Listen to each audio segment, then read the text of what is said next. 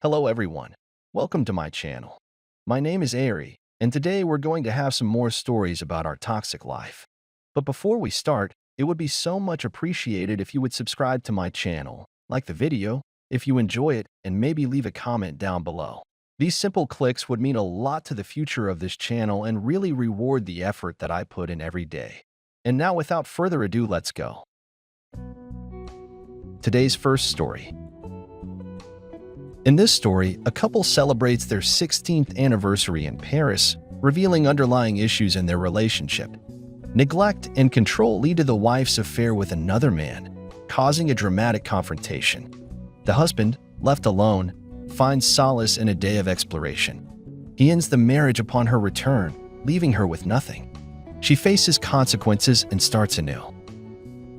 Now let's get into the story. My wife and I went to Paris for our 16th wedding anniversary. I am a lawyer, so for more than 16 years, my wife didn't have to worry about money or finances. She shopped for our groceries online. Well, more than just groceries. She could have whatever she wanted. And I'm sure that made it easier for her to sit back and enjoy our marriage for a while. Our relationship was great. She never complained. Our relationship might have only lasted as long as it did because she was afraid to have her own opinions or tell me what was on her mind. I had a basic idea of her likes and dislikes, but most of the time, whatever I said was law. I liked it that way. In Italy, we settled into our room and got ready for dinner. There was a restaurant right by the hotel. Just before we were meant to leave, one of my clients called me about something important. I told my wife to go get a table and I'd be there in a few minutes. I regret doing that, but it still doesn't change what she did during this time. It took me over an hour to fix the issue. Client: by the time I got to the restaurant, I could see her sitting with another man at an outside table. When I approached, he respectfully greeted me and let me sit down. He said he was keeping the weirdos away until I got back. He wished us well and left. I asked her about him, and she told me she shooed him away once. But when I didn't come down, he sat down again. He seemed nice and charming. That's all she said about it. I noticed her texting later that night while I was on the phone. She said it was her mom giving her updates about her dad before we went to bed. She suggested we go to the market in the morning, calling it a charming activity, just like she described something else there at the market. I answered my phone while we strolled, and my wife looked at things. She was used to me taking phone calls and didn't interrupt. About 10 minutes must have passed, and I thought my wife was following closely behind me. But when I looked over, I realized it wasn't her. I looked around for her, and she was gone. I yelled her name, and she didn't come back. I tried calling her a few times until she finally answered. She apologized and said she had to go to the bathroom so badly that she ran back to the hotel. She said she'd be back in a few minutes, so I didn't need to walk back if I didn't want to. I decided to wait. Minutes later, I started walking back to the hotel and tried calling her again. When I got back, she wasn't there. When she answered the phone, I was really upset. I asked her what kind of game she was playing. She just laughed and said she was walking back to the market and must have missed me. She said her phone was going to die and the call dropped. I couldn't believe it. I went back to the market and searched for her, to no avail. I was extremely furious at this point. I went to the bar across from the hotel and watched our hotel entrance. A nice English-speaking girl started talking to me and kept me calm until I saw my wife get out of a car and kiss AP goodbye. I ran up to them screaming. AP got back in the Uber and sped away, yelling out the window that he'd pick her up later. I was fuming when I asked her what the hell was going on. I kid you not. Without missing a beat, she said she didn't need me anymore. Apparently, AP was going to take care of it from now on. He fell in love with her.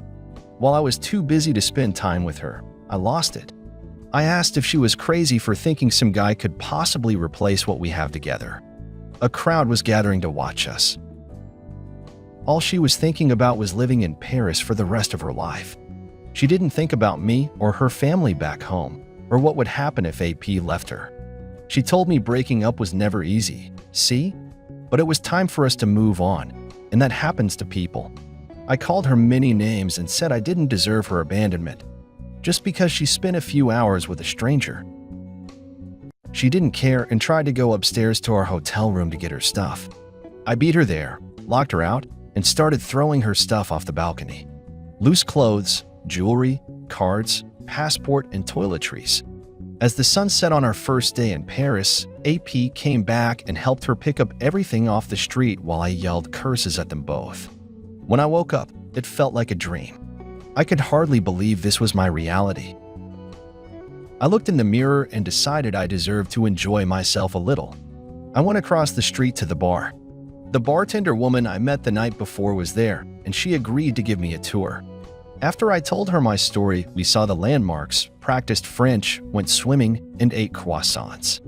So I had at least one great day in Paris. I had no idea where my wife was, and she didn't try contacting me.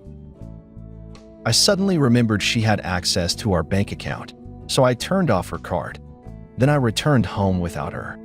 It was just 4 months later that she showed up, begging me to let her stay here for a few days at least. I laughed in her face. She said she hated what I did to her, leaving her in another country without money. I laughed again. I reminded her that she said AP was going to take care of her, and she left me for another man on our anniversary vacation. She took a deep breath and apologized. She said it didn't mean as much to her as she thought it did. It was a fantasy she wanted to live out and nothing more. Now that she was back, she expected me to forgive her so we could continue our lives again. I showed her our divorce decree and slammed the door in her face. She had to move quickly, otherwise it probably would have broken her nose.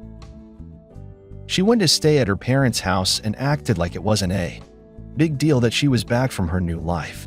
They asked her a million questions, and they were devastated when they found out she didn't get anything from the divorce. She was starting over in her mid-40s with nothing because she let her ego grow to gigantic proportions when she left me for a stranger in Paris. Today's second story. In this story, a devoted husband uncovers his wife's deceitful affair during a dinner with her friend. Confronting her and her paramour, he coerces the latter into providing evidence for their divorce. In the aftermath, the wife leaves, leading to divorce and social exile. Vengeance follows, with the husband's ex-wife facing ostracism and loss. Ultimately, she finds herself alone and destitute, her former life shattered. Now let's get into the story. My wife, 46 female, was well connected to the women in the area. She was a social butterfly, so she was always out whenever she told me, 41 male. She had a meeting or some social gathering to go to. I believed everything she said.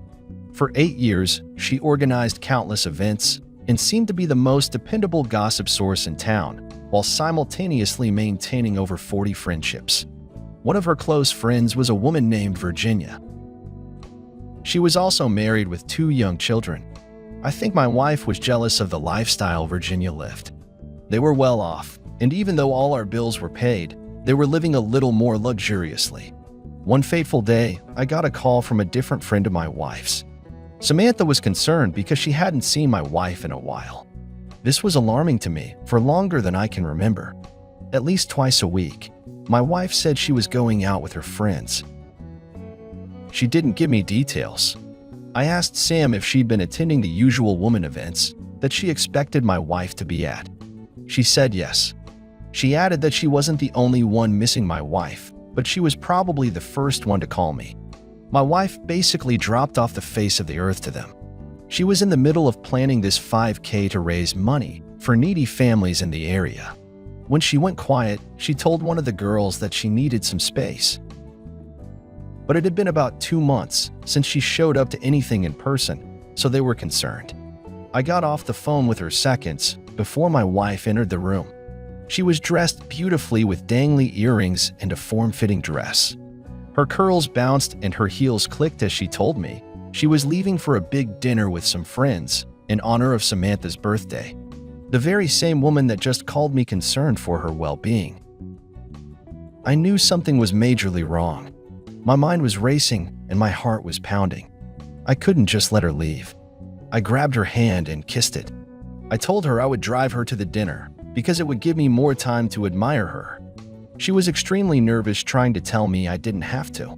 I just insisted repeatedly, to the point where it was awkward in the car. She gave me directions to the dinner. She told me it was being hosted by Virginia, her aforementioned close friend that was also married. When she told me this, a post on Facebook popped into my head. It was by Virginia talking about the week-long trip she was about to take. My wife had commented on it, wishing her safe travels. This was just 3 days ago. My heart wouldn't stop racing, and I started to sweat as I gripped the steering wheel. I didn't know how to handle whatever was going to happen. My wife caught my attention again, saying she didn't know why I insisted on driving her, why I just have to race back home to catch the kickoff. I knew what she was trying to do.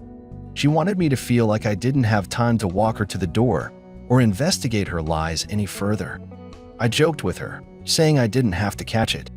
One of the players would.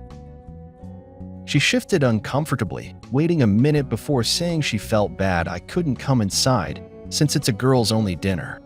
I could feel my anger growing. She was talking so suspiciously. I parked the car and, to my wife's horror, turned it off and unhooked my seatbelt. She tried to give me a kiss and told me to pick her up at 9. I said okay, but I still got out of the car and walked with her. She stopped looking at me. I said I wanted to walk her to the door, like the gentleman I was. She said I didn't need to and told me to head home. That was a pretty deliberate denial. I just smiled. I walked up to the door in front of her, and that made her super nervous. I knocked hard and she was just frozen. Her mouth was hanging open. I looked at her, and it was all I could do not to laugh or point out how odd she was being. AP opened the door wearing a soft-looking robe with his initials. He looked pleased for a split second, but it quickly turned to nervous panic. I spoke loudly. I said hello and stepped inside, saying I was just bringing my wife to the woman's only dinner, hosted by Virginia. I asked where all the women were. Neither of them moved.